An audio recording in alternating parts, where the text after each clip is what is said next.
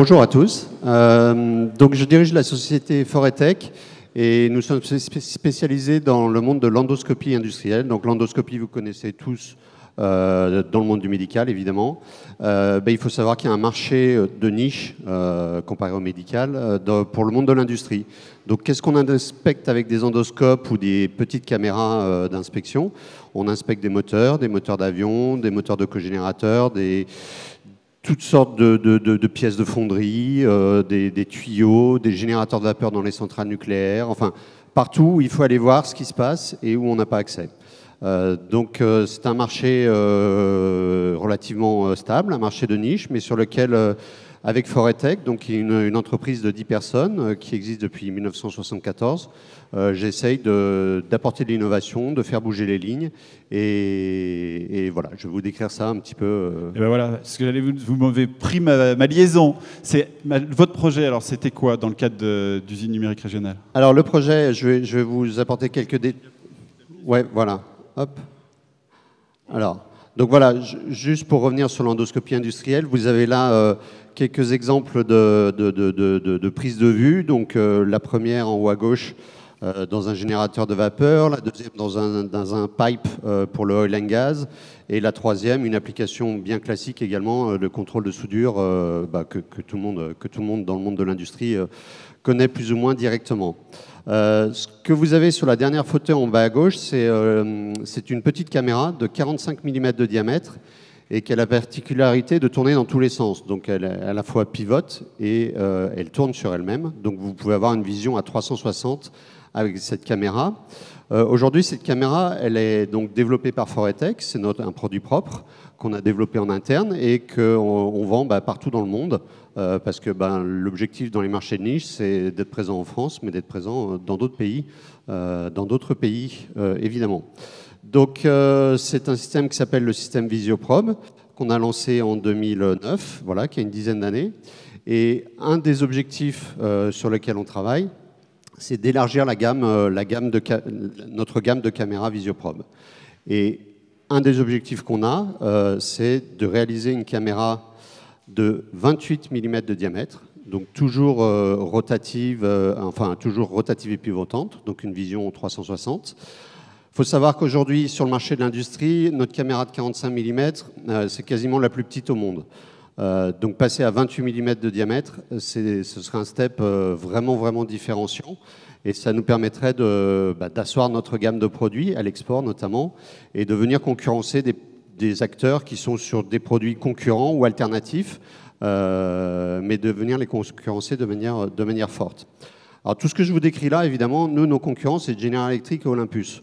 Donc si General Electric et Olympus veulent faire ce qu'on fait ici, ils y arriveront en claquant des doigts, évidemment. Donc on n'a pas la prétention non plus d'être absolument des génies, mais par contre on a la prétention de bien connaître notre marché, de concevoir des produits qui sont adaptés aux besoins de nos clients, et puis de creuser une innovation, un fil directeur dans une niche qui est une niche, donc qui par définition n'est pas vouée à doubler, tripler, quadrupler de volume tous les ans. Alors, par rapport à cette petite caméra de 28 mm de diamètre qu'on va lancer, j'espère, le mois prochain, on a tout de suite choisi de faire de l'impression 3D métal, puisque en usinage traditionnel, il est absolument inconcevable de fabriquer certaines des pièces qui sont à l'intérieur, des toutes petites pièces qui permettent d'actionner les moteurs, les pignons, voilà, des passages de vide. Donc forcément, dans ces petites dimensions, la caméra comme ça paraît, bien sûr, elle est complètement aboutie et complètement design, mais à l'intérieur, évidemment, c'est un enchevêtrement de différentes pièces, diverses et variées, qu'il n'était pas possible de réaliser en usinage traditionnel. Donc on a commencé à faire des tests en fusion laser, fabrication additive fusion laser plastique pour du prototype, aluminium, puis inox, puisque notre caméra va être en inox. Et on n'a pas réussi à déboucher de manière satisfaisante sur les technologies qui étaient à notre disposition. Donc c'est alors qu'on a un peu élargi notre champ de vision et qu'on s'est aperçu, en discutant avec le C-Team à Saint-Étienne, qu'ils avaient une technologie un peu particulière qui s'appelle le Metal Binder Jetting, MBJ Technology, je vais vous en dire quelques mots juste après, et qui était probablement adapté pour la fabrication 3D additive de ces toutes petites pièces. Voilà, donc c'est grâce à l'ENE et l'UNR qu'on a décidé de franchir le pas, puisque d'une part, ils connaissaient très bien le CETIM, nous aussi, mais d'autre part, évidemment, ils nous ont accompagnés financièrement et dans la méthodologie pour réaliser cette preuve de concept. Donc voilà, je vais vous décrire un petit peu le projet tel qu'il s'est déroulé. Il s'est étendu sur environ une grosse année, on va dire. Et à la base, effectivement, l'idée, c'était de tester la technologie du Metal Binder Jetting sur nos pièces de petites caméras. Donc le Metal Binder Jetting, je vais vous renvoyer au CETIM qui est présent aujourd'hui si vous avez besoin de plus d'informations. Moi, je ne suis pas un expert de cette technologie, mais pour résumer, pour faire très simple, c'est un process en 2 étapes. Donc une première étape de superposition de couches de poudre avec la fusion d'un liant, et on obtient une pièce à verre, donc une première pièce qui est d'une taille supérieure à la pièce finale. Voilà, c'est des poudres. Donc la pièce que vous voyez sur la gauche, elle est en poudre. Si vous tapez dedans, vous allez elle va se casser, quoi. Elle est complètement friable. Et la deuxième étape, donc c'est du fritage ou le thermoformage qui permet de réduire la taille de la pièce et de lui donner ses caractéristiques métalliques finales de résistance, de dureté, voilà, ses caractéristiques métalliques finales, sa consolidation. Voilà, donc c'est un process assez particulier, assez long, assez compliqué, on va dire.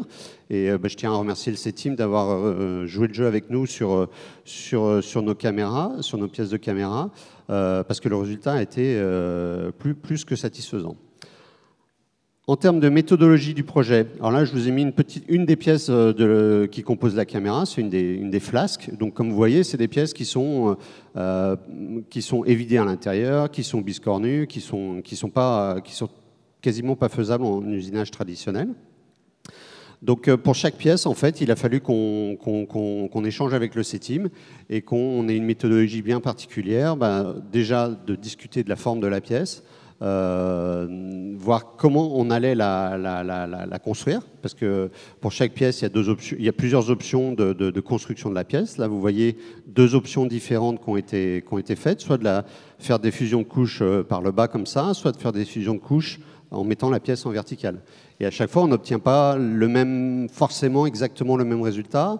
Et dans la deuxième phase de consolidation de la pièce, de fritage, ça peut avoir des impacts également. Donc un travail technique autour de ça, un travail de définition des supports aussi, parce qu'il faut savoir qu'en fabrication additive, vous fabriquez jamais la pièce telle qu'elle est au final, vous fabriquez la pièce avec des supports en même temps qui permettent de consolider la fabrication de la pièce. Donc pour être très concret, par exemple ici vous voyez sur la photo de gauche, vous avez en dessous un support qui est lui-même fabriqué avant de faire construire la pièce elle-même et qui sera enlevé dans un deuxième temps. On a bien sûr analysé les résultats ensemble. On s'est assuré de la répétabilité, puisque une des difficultés aussi dans l'addition, dans la fabrication additive, on va dire au sens large, c'est de refaire tout le temps la même chose avec des niveaux de tolérance qui sont de l'ordre du micron ou du millimètre ou du micron, suivant ce qu'on veut. Mais bon, il y a quand même des limites à l'heure actuelle autour de ça. Et puis évidemment le critère économique. Donc pour chaque pièce, il a fallu déterminer quel serait le coût final de la pièce. Ça a été un travail fructueux pour Foretech. Ça nous a permis on connaissait la fabrication additive un petit peu, en plastique évidemment, en fusion laser aussi un petit peu, mais on ne connaissait pas cette technologie. Et ça nous a permis vraiment d'apprendre et de gagner un temps fou autour de ça. Et surtout de conclure que certaines pièces étaient adaptées à cette technologie, d'autres ne l'étaient pas. Mais il se trouve que sur certaines des pièces de notre caméra, la seule technologie aujourd'hui qui est compatible, enfin qui nous permet de fabriquer ces pièces, c'est bien celle-là. Voilà. Bon, après quelques enseignements autour de la fabrication 3D. Même si ça ne concerne pas tout le monde ici, mais effectivement, il y a un processus itératif. On ne peut jamais faire de la fabrication additive seul. Il faut toujours inclure une phase de d'usinage traditionnel derrière, pour faire du traitement de surface qui nous permettent d'arriver à des produits satisfaisants.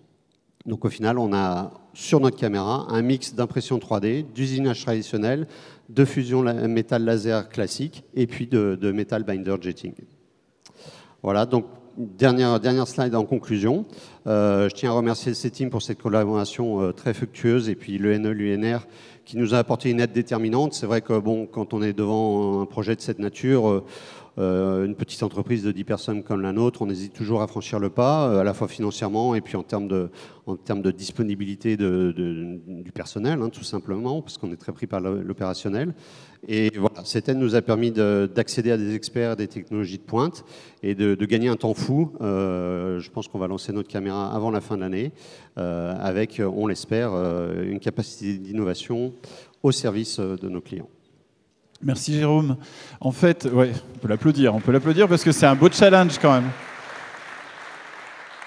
Alors, moi, ce que je voulais retenir, en fait, c'est ce qui est marqué sur le dernier slide, c'est que ce qui est très intéressant, c'est pour une TPE de pouvoir s'appuyer sur des compétences externes et des compétences pointues sur des choses qui sont...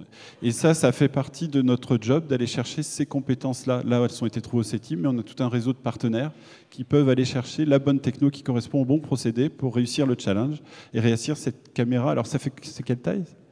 Donc elle devrait faire 28 mm de diamètre et 14 cm de long à peu près. Donc une pièce de 2 €, quoi, on va dire. Voilà. Et donc elle rentrera dans tous les tuyaux. Elle va rentrer dans beaucoup plus de tuyaux que ses consoeurs plus grandes. Ouais, tout à fait. Félicitations. Eh ben, merci beaucoup Jérôme. Alors,